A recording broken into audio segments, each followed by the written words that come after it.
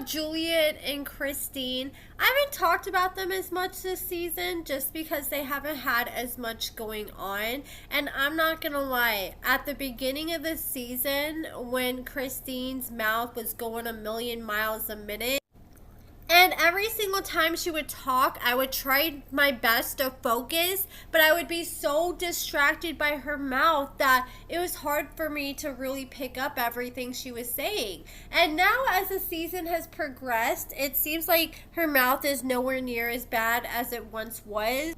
And it seems like she's calmed down quite a bit from when she first got out of prison. It seemed like she was moving very fast paced. She was all over the place. And now she's more cool, calm, and collected. Okay, so we see her at Julian's house, and Christine is not loving this living situation whatsoever. She thought she was gonna get out, she's gonna have this big nice house all to herself with Julian that she could just, walk all around all day and all night. And she thought that her and Julian were gonna be pretty set because she said that Julian had his kids in private school and him and his ex-wife were always going on all these trips. So she thought she was about to have it real good. Instead, she gets out, learns that half of the week she can't even come outside of her room while Julian's kids are over at his house because Julian's baby mama does not feel comfortable with the kids meeting her yet. And I don't blame her whatsoever. Christine is getting really upset with Julian and getting an attitude with him because she's like, man, I just feel like you're just listening to whatever your ex says and letting her run shit. But in reality, he's his baby mama because he should be willing to respect his baby mama just like his baby mama should be willing to respect his wishes. And I don't blame the baby mama. I wouldn't want some chick that just got out of prison meeting my kids within weeks, especially knowing that she has a history of all these bank robberies. Knowing Christine and her personality, I wouldn't be shocked if Julian brings his kids around Christine and they're all sitting at the dinner table and Christine's trying to teach them how to rob a bank 101. Like we saw her try to teach all the viewers a couple episodes ago. And Christine is taking it the wrong way. She feels like Julian's just embarrassed of her and is just letting the wife walk all over him, when in reality he's just respecting his wife. I wouldn't want some random inmate meeting my kids off the jump either. I would want time to make sure Christine is going to stay out of trouble, stay sober, just because the chances of her doing things like that with her history is so much higher compared to anyone else. Or even if she didn't have a criminal history or a history with drugs, I would still want to give it some time before the father of my kids was just introducing my kids to this girl, especially given the fact that they haven't really spent much time out in the free world together, because you just don't want to be introducing your kids to every single person you talk to or date within weeks of you guys hanging out. And then we learn that Christine decided to finally get a job. She got a job at a restaurant, so kudos to her. I was honestly scared that she was going to try to freeload off Julian as long as possible, just because she did not seem like she had any intentions on getting a job anytime soon.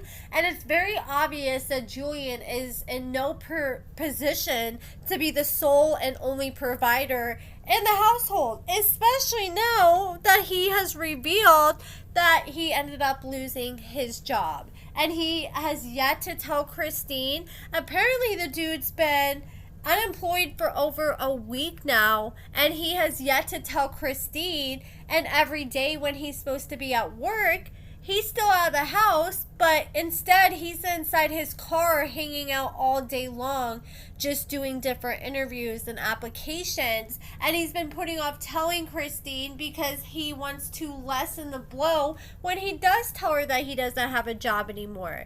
And finally he goes to pick up Christine from the bar after she gets off work, and she decides she wants to go have some drinks with friends. And she comes out and tells Julian that she's going to go out and have some drinks, and she wants Julian to go. And he's like, no, I can't really go right now. I have an interview in the morning. And as soon as she heard interview, she's like, what are you talking about? Why would you be having an interview? I kind of feel like Christine already knew that he wasn't working, because if I hear someone is doing an interview, I would be thinking, okay, maybe they want to upgrade their job. But she automatically took it as, okay, you have an interview, you're hiding something. And he finally admitted that he doesn't have a job, and he kind of feels like he subconsciously brought up he had an interview just because he was tired of holding it in and wanted Christine to know. And now she's stressing the hell out because Julian is on the edge of losing his house and everything he has, and he does not find a job soon. And I bet Christine is like, oh my god, this is not what I expected, getting out of prison and coming home to this guy. I gotta stay up in my room half the week and I can't even come out and piss. And now you don't even have a job to help out or help provide. At least she has a job, but you know that's not going to be enough to pay all the bills that they have, especially with all the restitution that Christine owes from all her bank robberies. And she and Julian were arrested after they ended up stealing from a Walmart. And this was weeks of Christine being out of prison. And I'm honestly shocked we have not seen it on Love After Lockup this season. Like, I'm shocked we haven't seen them talk about it. Or they could have even been filming with the show at the time, since she was only weeks out of prison. Maybe that's what we're going to see the season finale lead up to, or learn at the very end that Julian and Christine both got arrested for shoplifting. Well, she got cited. She got a ticket for shoplifting, and Julian was arrested, and he had to pay a $10,000 bond, which he was able to pay.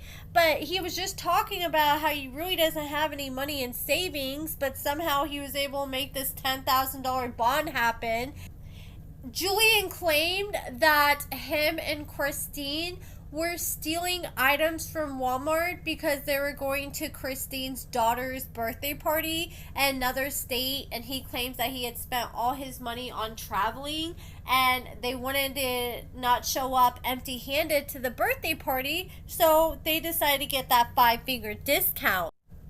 I was always wondering, why was he stealing if he had a job? But now it makes a little more sense, knowing this likely happened after he lost his job. But I mean, that should have been when Christine was working, but maybe she hadn't got a paycheck yet. But still, that's no excuse to be out here stealing. But now let's talk about Kim and Joey. So we know that Kim just got Joey this car that her dad helped fix up, and it's like identical to her car but a different color, so they're out here twinning. And Joey was like, okay, now that I got my car, I need to get me some good tires. And of course, he don't have no money. He was able to spend $2,300 on an engagement ring, but he has no money to buy himself some tires. So he has to go beg Kim for her debit card, and she hands it over, and she says, all I ask is you don't spend over $500. She already admitted that she's very stressed out about finances, especially with Joey not working. She's already spent so much money on him while he was in prison, and Christmas was just here where she had to buy the car and buy all the presents for the kids. So her bank account is really hurting right now. And Joey promised, oh baby, don't worry. I don't even know why Kim is being so trusting, handing over her debit card with her life savings on it over to Joey, someone who just literally got out of prison. Like, say he doesn't even spend that money right then and there. Who's to say he's not writing your debit card information down and gonna use it later? And Kim quickly learned that her decision to hand over Joey her debit card would turn around to bite her in the ass. If I was her, I just would have pulled out $500 from my bank account from the ATM and just handed that over to him so he doesn't overspend. But I guess she really hasn't gave him her debit card too much, so she is still trying to feel him out and see if she can trust him. And he promised her he wouldn't spend over $500, so she was buying what he was selling her. So he goes over to this tire shop and he quickly decides that, look, I need to get me some rims for my car. So he decides not only is he going to buy tires, but he's going to buy himself some new rims. And instead of spending $500, he's going to spend over, I think it was like $2,200 or $2,300, $1,700 more than he promised Kim. Literally almost 3.5 times more than he told Kim he would spend. I think Joey realized he made a mistake, so he decides to go back home after he spent all that money, and he decides to try to butter Kim up by making her some potatoes and food in the microwave.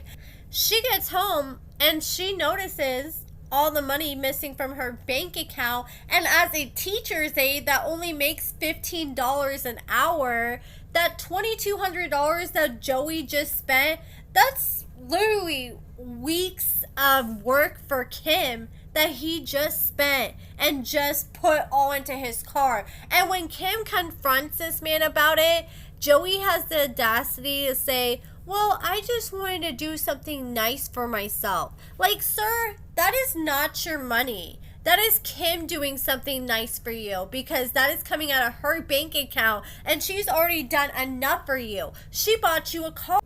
And at this point, it just seems like he's taking advantage. He doesn't know how hard Kim had to work for that money. And he's like just living like money grows on trees and it's replaceable. And he thinks that, you know, $2,200 is nothing to him because he claims that's what he used to make in a day when he sold drugs. But if it's that easy to make some money like that, then Joey needs to make it and buy his own freaking rims or whatever the hell he bought for his car. And it just is giving that he does not have any respect for Kim or her money. And I don't know, I would be so over him at this point after knowing he spent that type of money, especially with him not having a job. Like, when you want to treat yourself, that's when you have a job and you're doing good in life.